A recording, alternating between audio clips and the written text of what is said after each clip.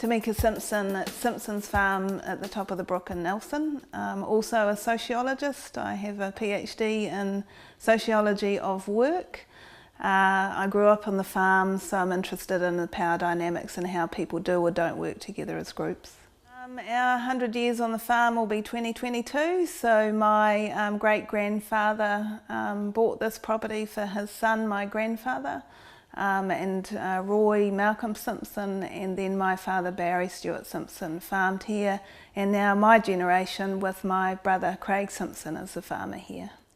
We've still got 400 acres. A lot of it's bush now. We've got a real good balance of pasture. We did have a lot more, including the sugarloaf further down the valley, but we all work away now in our professions, as Dad did as a contract shearer.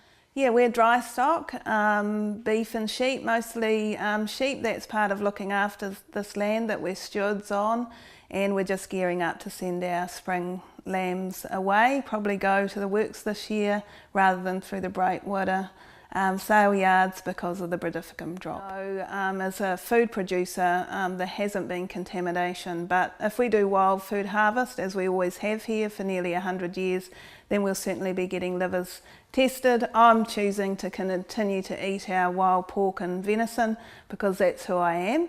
I'm not so sure about our next generations, how I feel about that.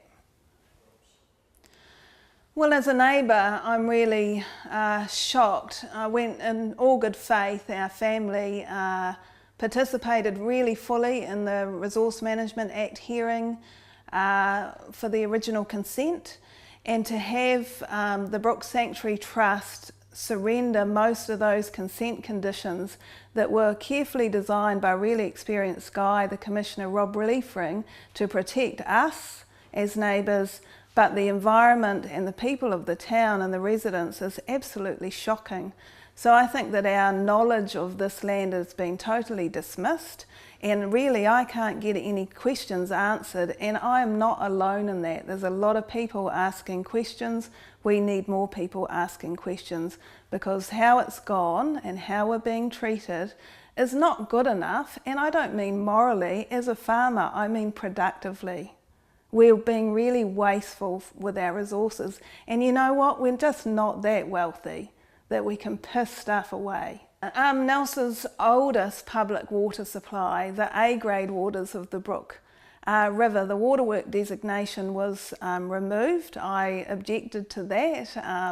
I was told that by then Deputy Mayor Rachel Reese, that the town would never need that water again, but confused about the Waimea Dam now then.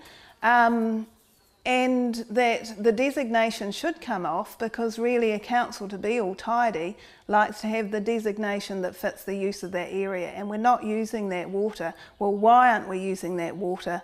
The Maitai is not all it's cracked up to be each summer.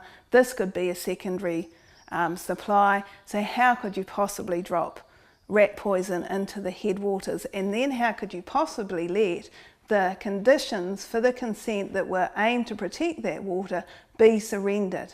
So I really am looking at the council here. Bottomless pit, yeah, I was in Wellington and was a member of the Karori Sanctuary, and I know exactly how that's gone financially. And here locally, I think it's nearly 2 million of ratepayers' money only already.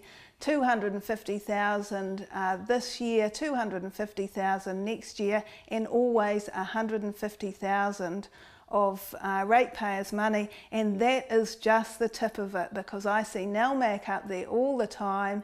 They want the motor camp with its revenue from, at the moment, 20 residents and all of the visitors.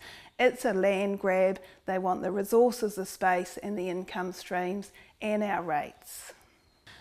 Yeah, I'm really concerned about what we're getting for our money there as ratepayers. I don't think all our essential services are well covered anyway. I don't think all our people are well looked after.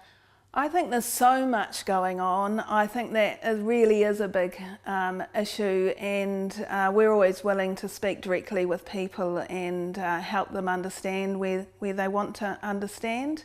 I think it's hard to get brief facts out to people, and I just think that people are pretty overwhelmed and pretty busy, and we all like to think of the upside, the bright side, don't we? So I think there's few facts out there, and people don't have time to really understand for themselves and ask their own questions.